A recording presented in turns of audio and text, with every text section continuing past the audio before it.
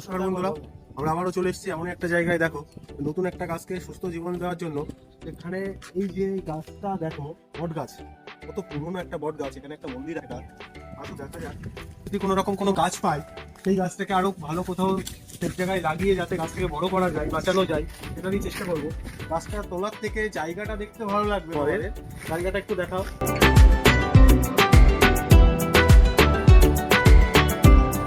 জানি না গাছটা এখান থেকে তোলা ঠিক হবে কিনা, যদি একটা মন্দির আছে ওই জন্য আমরা আগে ঠাকুরকে নমস্কার করেই জায়গাটায় আসলাম। বন্ধুরা খুঁজতে খুঁজতে এরকম জায়গায় একটা জাম গাছ দেখেছি আমরা। দেখো গাছটা, একটা জাম গাছ আছে, বড় জাম গাছ। এই জাম গাছের বীজটা পড়েই হয়তো এখানে ছোট চারা জাম গাছ জন্মিয়েছে।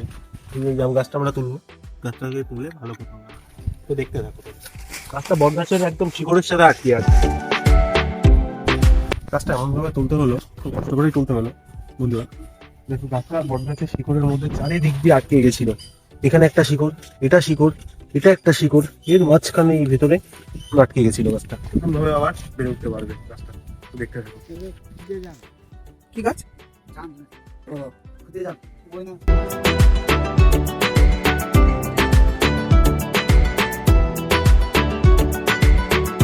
অবশেষে বন্ধুরা এই গাছটা লাগানোর জন্য এরকম একটা ভালো জায়গায় পেয়েছি। এর থেকে ভালো জায়গা যেমন পেলাম না।